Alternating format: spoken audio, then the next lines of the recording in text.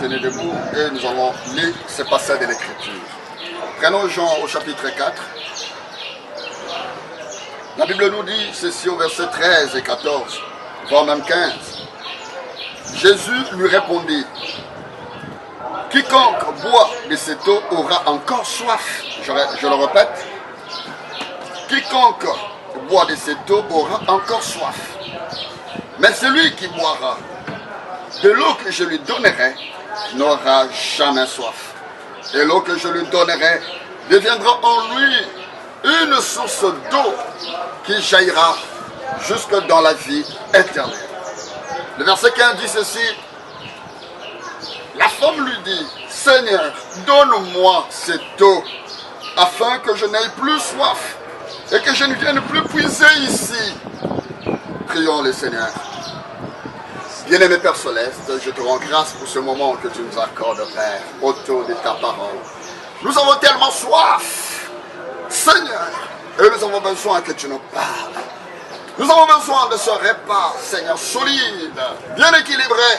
C'est pour notre foi, pour notre préparation, alors que tu reviens bientôt. Regarde, nous avons besoin de toi, Seigneur. Descends encore aujourd'hui, alors que nous sommes là devant cet auditoire invisible. Alléluia, qui a aussi soif, qui a soif de toi. Seigneur, descends et fais grâce à ton peuple, Seigneur. Ton peuple écoute. Tu ne peux que parler. Parle, Seigneur. Au nom de Jésus, nous t'avons ainsi prié. Que tout plan de l'ennemi contre ces instants, je le chasse dans le Nazareth. Au nom du Seigneur Jésus-Christ. Que l'honneur te revienne au siècle des siècles. Je t'ai ainsi prié. Amen.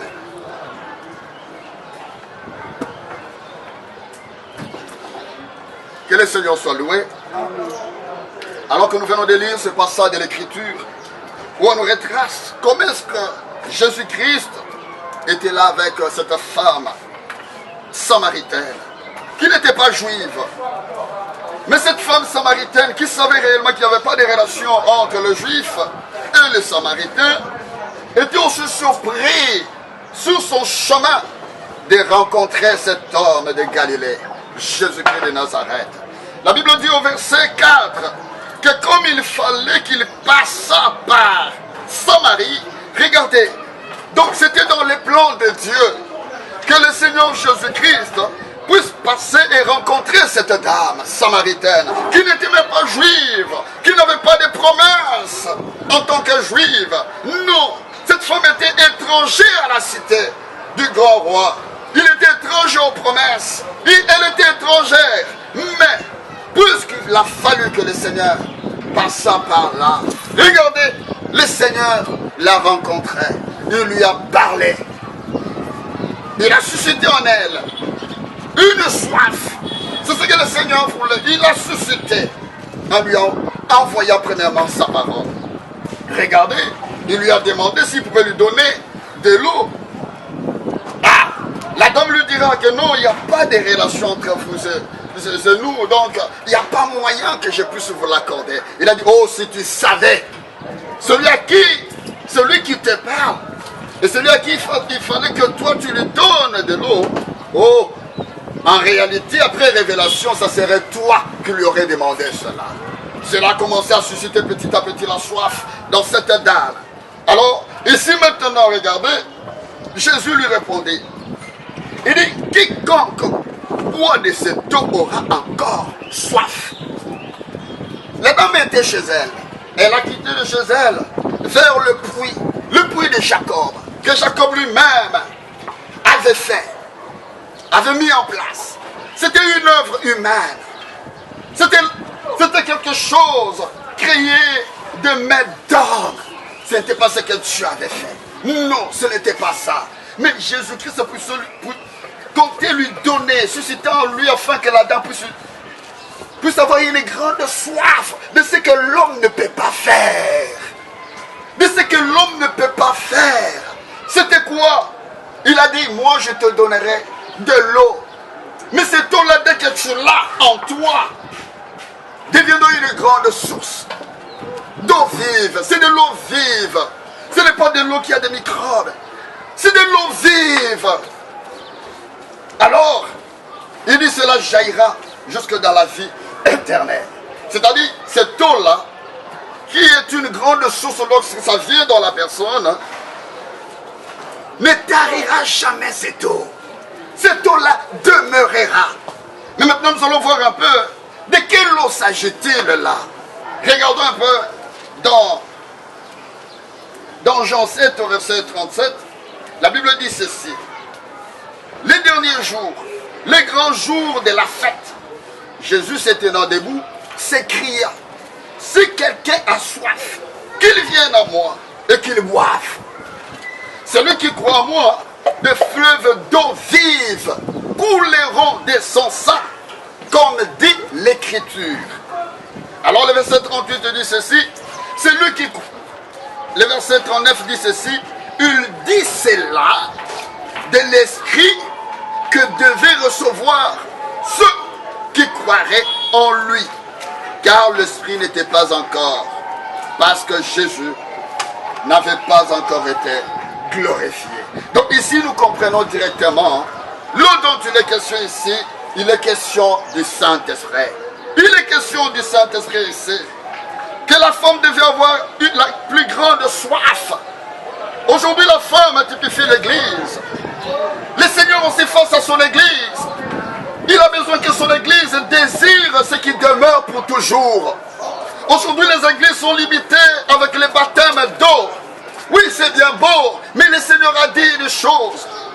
Qu'il y a non seulement un seul Seigneur, non seulement un seul Dieu, mais aussi un seul baptême. Mais ce n'est pas le baptême de Jean. Non, ce n'est pas le baptême d'eau. Non, il est question du baptême du Saint-Esprit. Parce que ce baptême, lorsque ça vient dans la personne, ça devient une grande source qui jaillit, qui bondit dans la personne. Oh, c'est à ce moment-là que la Bible dit, comme c'est écrit dans Jean 4, verset 24, que Dieu est esprit. L'église de Dieu vivant a pour Dieu celui qui est esprit. Alors la Bible dit qu'il faudrait que ceux qui l'adorent doivent l'adorer aussi en esprit et en vérité. Il est question de cela. Voilà pourquoi est-ce que recevoir le Saint-Esprit est tellement indispensable. Ça doit être une grande soif pour l'église. Pour l'église, ça doit être une grande soif. Une grande soif. Regardez un peu. Les psalmistes, elles pouvaient dire dans Psaume 42, la Bible dit ceci. Comme une biche soupire après les courants d'eau, ainsi mon âme soupire après toi. Ainsi mon âme soupire après toi. Ici, le psalmiste pouvait montrer un peu une image d'une biche. Lorsque une biche est mordue et que le sang coule, il est mordu par exemple par un chien sauvage, le sang coule. Dès lors que le sang coule, ça ne prendra plus encore beaucoup de temps. Il suffirait d'un petit trajet pour que cette biche-là meure. Alors, ce qui peut sauver cette biche-là, il faudrait que cette biche arrive à découvrir là où il y a la source d'eau. C'est en face de cette eau-là que l'hémorragie peut cesser. Alors cette biche-là, qui est mordue, il est face à la mort. Face à la mort, il doit se décider.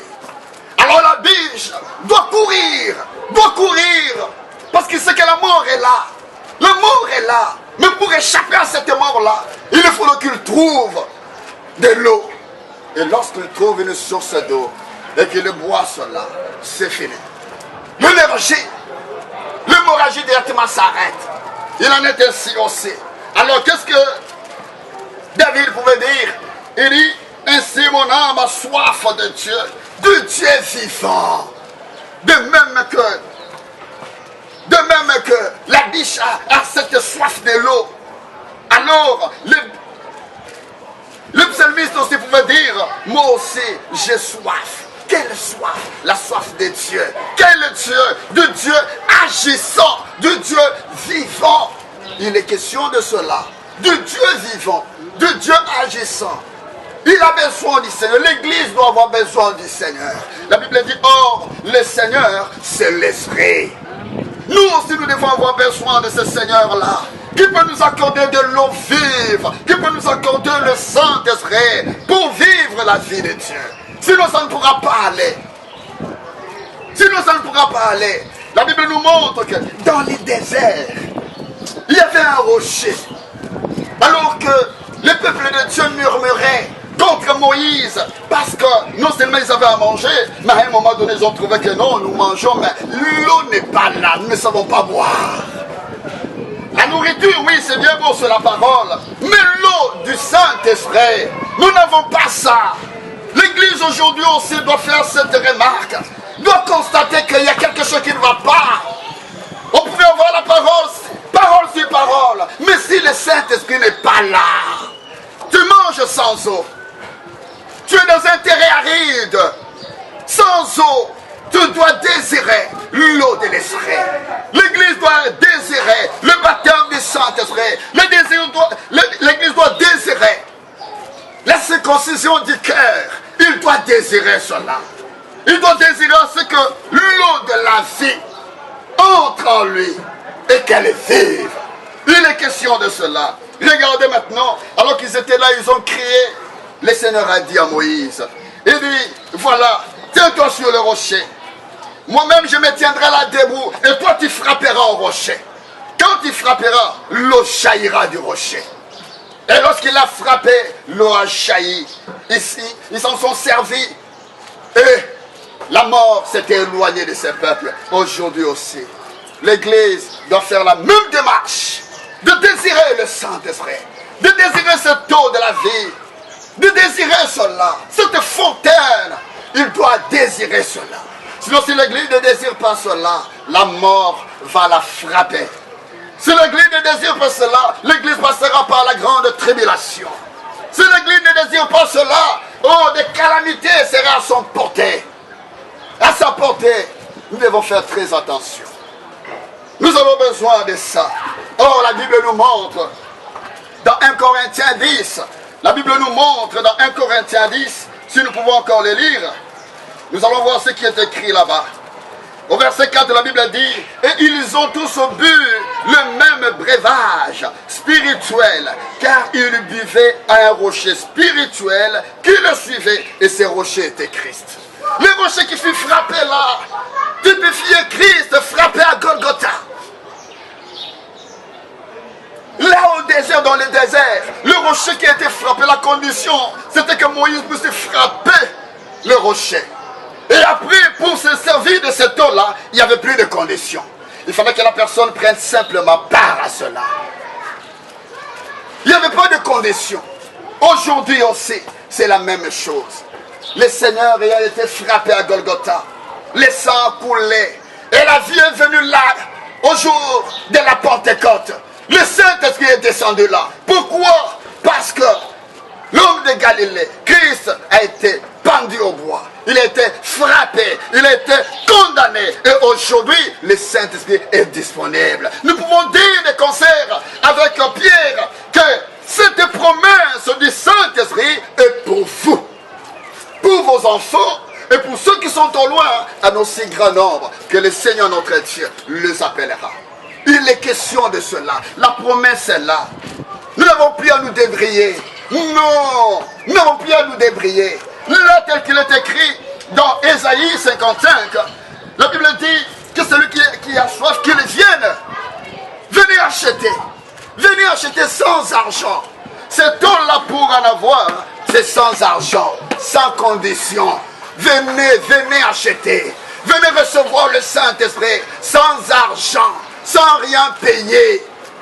Sans rien payer. Il fallait simplement venir. Venez. Le Saint-Esprit est bien disponible encore aujourd'hui. Le Saint-Esprit est là. La Bible dit dans Joël, je répandrai de mon esprit sur toute chair. Alors vos fils et vos filles prophétiseront. Et vos vieillards auront des songes. Il est question de cela.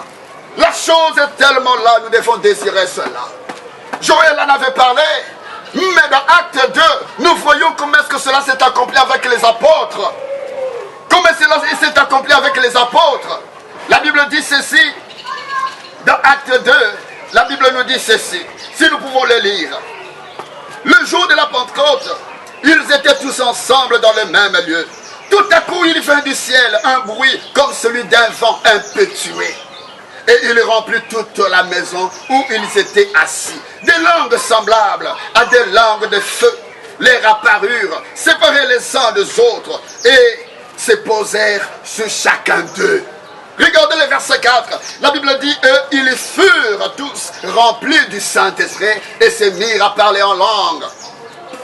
Et se mirent à parler en d'autres langues, selon que l'Esprit leur donnait de s'exprimer. Quand le Saint-Esprit vient, il amène avec lui des dons spirituels. Il y a le don de parler de diversité de langues. Il y a le don de guérison. Il y a le don d'opération de miracles. Il y a le don d'interprétation. Il y a le don de prophétie. La prophétie vient dans l'Église. Mais sans le Saint-Esprit, où sera la prophétie, tous ces dons? Les dons, c'est pour l'Église. L'Église locale est soutenue par les 9 dons spirituels.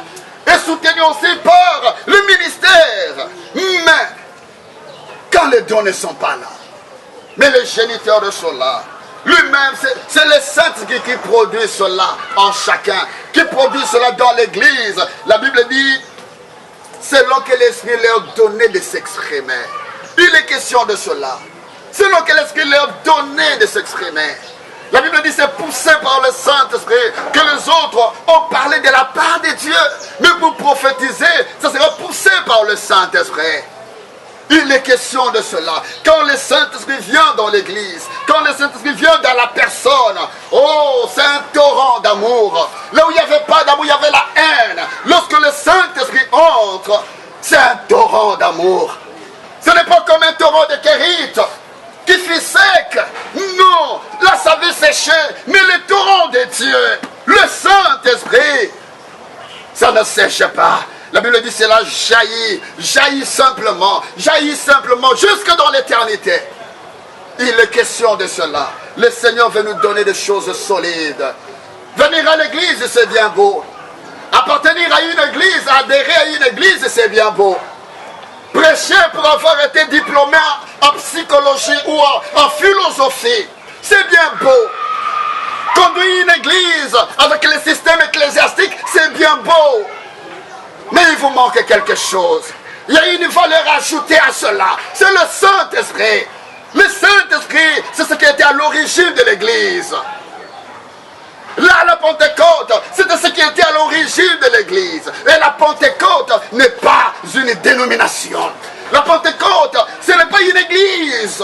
Non, n'est pas une doctrine non plus. Mais la Pentecôte, c'est une expérience. Le Seigneur veut que l'église fasse cette expérience et marche, étant poussé par le Saint-Esprit. Nous avons besoin aujourd'hui que le Saint-Esprit inonde nos cœurs.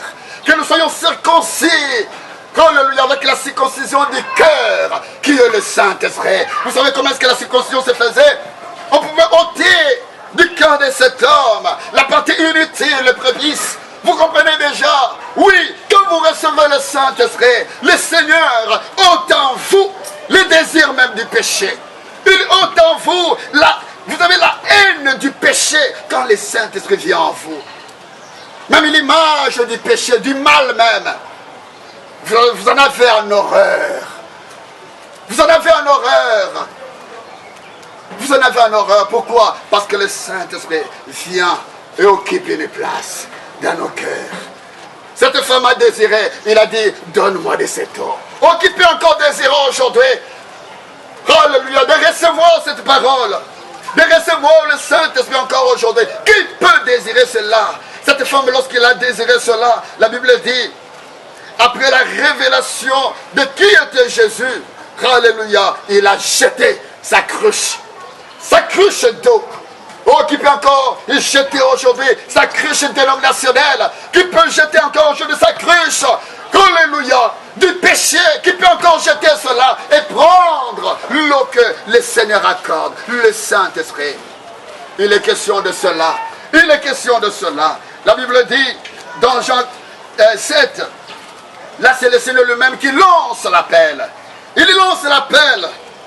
Alléluia. Regardez ce que la Bible dit. Il dit, la Bible dit au verset 37, le dernier jour, le grand jour de la fête, Jésus se tenant debout s'écria, si quelqu'un a soif, qu'il vienne à moi et qu'il boive. Cette parole, cette invitation est encore accordée aujourd'hui à quiconque le voudra. À quiconque le voudra. À quiconque aura soif ou qui a soif. La Bible dit qu'il vienne. Venez, venez à la source. Venez. Vous savez, une source. Aujourd'hui, tu peux venir puiser. Mais vous verrez que non, la source bouillonne toujours, bouillonne. Jour et nuit, c'est la bouillonne. Et le Seigneur a besoin que le Saint-Esprit en toi puisse bouillonner de cette manière-là. Quand le Saint-Esprit vient en toi, ça devient une source d'eau vive qui bouillonne en toi, qui désire encore les choses éternelles. Il est question de cela. La Bible n'a pas dit, il a dit, l'eau que je te donnerai. Regardez ce que la Bible dit. L'eau que tu bois là, tu auras encore soif. Mais moi je voudrais que tu aies cette eau-là. Regardez le verset 13 de Jean 4. La Bible de Jésus répondit, quiconque boit de cette eau aura encore soif. Si tu continues avec ta façon de voir, la parole que tu écoutes, mais jusque-là tu vois que tu écoutes cette parole-là, mais tu continues avec l'impudicité, tu continues avec la cigarette, tu continues avec toutes ces choses, tant que tu boiras ce que tu bois là, tu continueras. Mais le Seigneur veut t'amener à une nouvelle dimension des choses. Il veut t'amener à une autre sphère de choses, à une sphère de l'esprit. C'est ce que le Seigneur veut pour toi. Il veut t'amener non seulement dans les parvis, non, il veut t'amener pas dans le lieu saint, non, mais il veut t'amener dans le lieu très saint, là où il y a la gloire de la Shekinah de Dieu. Le Seigneur veut t'amener là dans le lieu très saint. Le rideau tomba derrière toi, le monde est là derrière toi. Derrière toi, tu es là dans la gloire de la Shekinah. Le Seigneur veut t'amener là, dans le baptême du Saint-Esprit, et que vous soyez seul à seul avec lui, que tu peux parler avec le Seigneur. Le Seigneur veut entrer en toi. Il veut t'accorder le Saint-Esprit. Il te dit qu'un prix a été déjà payé. La condamnation était tombée déjà sur Jésus-Christ. Le sang avait coulé. Et la vie qui était dans le sang, le Saint-Esprit est descendu au jour de la Pentecôte. Jusqu'à aujourd'hui, le Saint-Esprit n'est pas retourné au ciel. Le Saint-Esprit est ici encore dans l'église. Qui peut encore désirer cela aujourd'hui? Le Saint-Esprit est pour toi, est tellement indispensable. Le Saint-Esprit est tellement indispensable. C'est la chose qu'il faut pour aujourd'hui.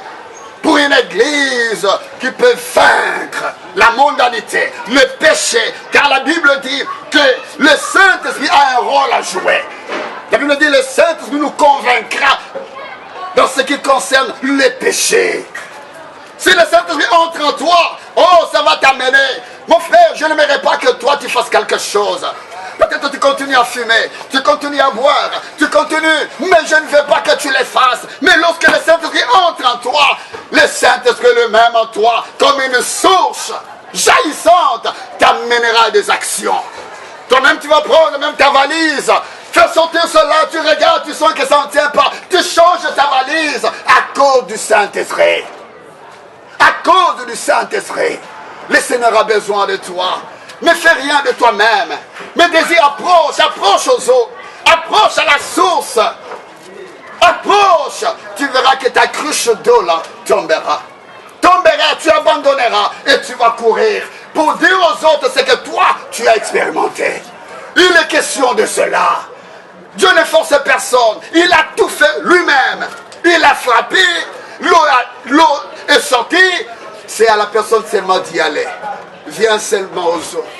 Viens seulement aux eaux, sans argent, sans rien payer. Vous savez, pour appliquer le sang, on utilisait les roseaux. Les roseaux, c'était une plante qu'on pouvait retrouver dans toute la Palestine. Même sur une maçonnerie, tu peux retrouver les roseaux. Et ils s'en servaient pour appliquer le sang. Pour appliquer le sang. C'est quelque chose qui n'était pas rare.